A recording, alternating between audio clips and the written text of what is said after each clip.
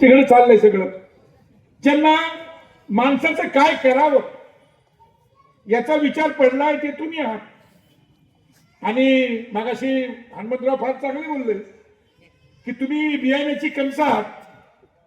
आता काय करायचं म्हटल्यानंतर हजारो गोष्टी तुमच्या डोक्यात येणार आणि मग प्रत्येकाला वाटणार की हे खरंय. पण पूर्वी असं होतं की कुणीतरी एक महामानव यायचा, म्हणजे महात्मा ज्योतिराव फुले यायचे आणि ते म्हणायचे, बाबांनो तुमची पोरं शाळेत टाका. आपले शेतकरी गोरगरीब माणसं मुलांना शाळेत टाकायचे. बाबासाहेब यायचे, बाबासाहेब म्हणायचे, अरे एक दिवस काय 100 दिवस शेळी होऊन जगण्यापेक्षा एक दिवस वाघ म्हणून जगा, स्वाभिमानानं जगा. आमच्या माणसांनी बाबासाहेबांचं ऐकलं आणि आमचं जीवन बदललं. त्याच्यापैकी एक मी आहे, त्याच्या जीवनामध्ये आमूलाग्र बदल झाला. छत्रपती शिवाजी महाराज आले आणि त्यांनी सांगितलं ही परकीय सत्ता आहे, तिच्या विरुद्ध हातामध्ये लढायला हात्यार घेऊन उतरा. पण परकीय सत्ता आणि गावामध्ये जे पिळणारे लोक होते त्या दोघांच्या विरोधामध्ये लढण्याचं काम छत्रपती शिवाजी महाराजांनी, म्हणजे जिजाऊंचा विचार आणि छत्रपती शिवाजी महाराजांची कृती. 11 पगड जातीचे लोक आपण शिवाजी महाराजांच्या एका शब्दावर लढायला गेलो. पूर्वी चांगले दिवस होते असं वाटतं. आता असे कुणी महामानव जन्माला येणार नाही. मला पुढचं दिसतं कारण मी भगत आहे. हा मी भविष्य पाहते, चांगलं भविष्य सांगतो मी. पण मी एकट्याच नाही, मी समाजाचं भविष्य सांगणारा भगत आहे. हे जे कुणी तुमच्याकडे वाघाचं कातड पांघरून आम्ही शिवाजीचे, आम्ही बाबासाहेबाचे, आम्ही आमच्याचे, हे जे कातड पांघरून जे आलेले आहेत ना, ते कोणाचे कोण नाहीयेत. यापुढे सामूहिक हे सगळे तुमचे मेंदू आहेत, याचा एक सामूहिक मेंदू बनवावा लागेल आणि त्याची बॅटरी बनवावी लागेल आणि या अंधारात त्या बॅटरीचं बटन दाबून उजेड करावा लागेल. इथून पुढे आपल्याला सामूहिक पद्धतीने लढावं लागेल. एकटे महापुरुष आता जन्माला येणार नाही. आणि म्हणून हा काळ जो आहे हा जेवढा अवघड आहे, आव्हान उभं राहिलेलं आहे. हनुमंतरावांनी आणि धनाजीरावांनी जी आव्हानं जी आहेत की या जगापुढे, या देशापुढे कोणती आव्हानं उभी आहेत की त्यांनी सांगितलं. त्यातलं सगळ्यात महत्वाचं जे आव्हान आहे ते आहे आपल्याला सांस्कृतिक राजकारण नवनिर्माण करावं लागेल. तुम्ही धनाजीरावांचं पूर्ण भाषण ऐकलं तर त्यांनी ती दिशा दिलेली आहे की आपण कुणाच्या बाजूने उभं राहायचं. हनुमंतरावांनी पण सांगितलं की धर्म कुणाला शिकवता, म्हणजे एक पर्यायी सांस्कृतिक राजकारण आपल्याला उभं करावं लागेल. आणि मी या 9 आणि 10 तारखेला एक विद्रोही साहित्य संमेलन साताऱ्यात होतं. त्या विद्रोही साहित्य संमेलन, सांस्कृतिक संमेलनाचा मी अध्यक्ष आहे. आता अध्यक्ष झालो म्हणजे काय लय शहाणा झालो का मी? आणि मला जर कळत असतं आणि एवढं जर मी हुशार असतो तर इथं असतो का? नाही ना, मला काय जास्त कळत नाही, पण मला कळत नाही एवढं मला कळतं. तिथून माझी सुरुवात आहे.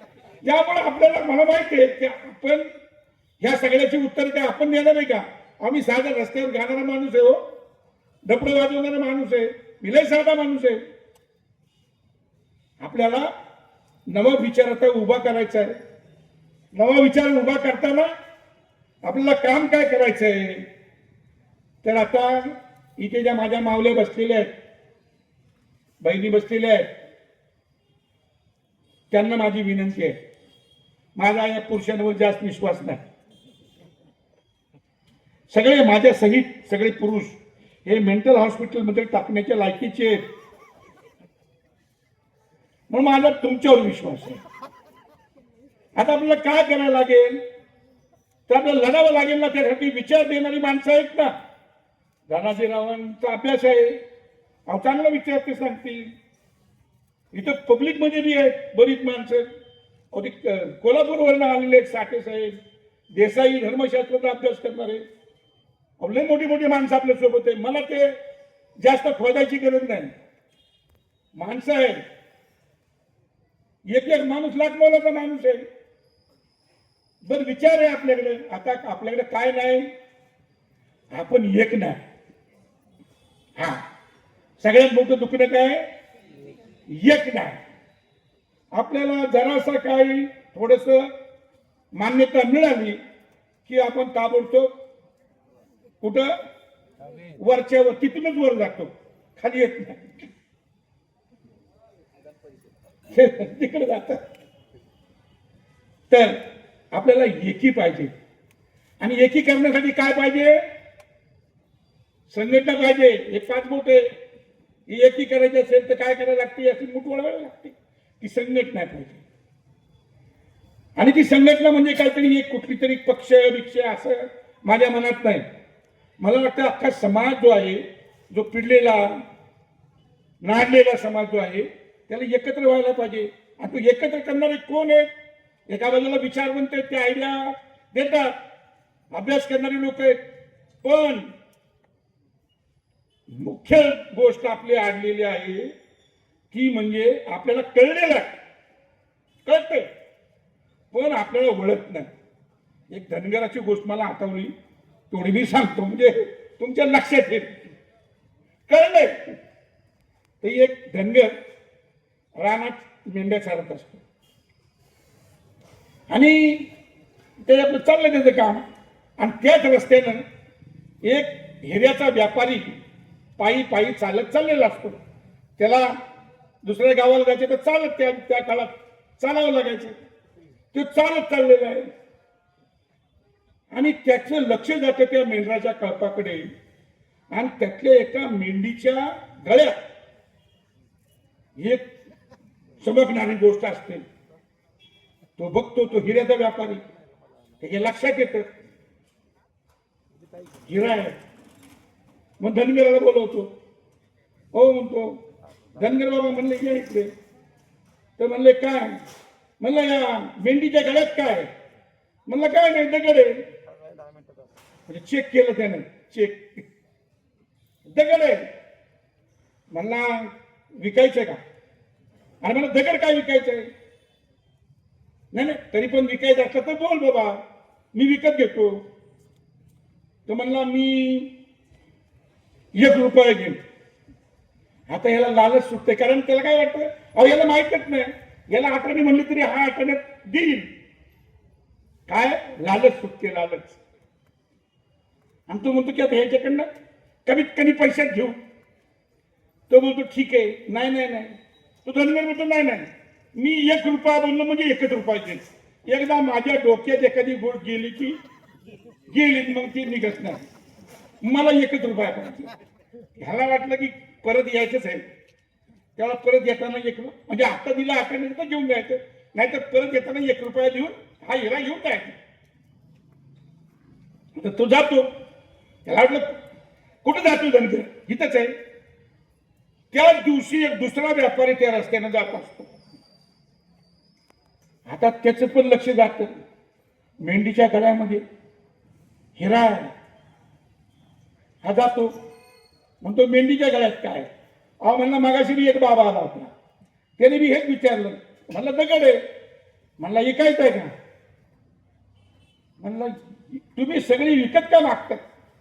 नाही नाही म्हणजे तुला विकायचं असलं तर एक. तर तू म्हणला की किती रुपये देणार तुम्ही.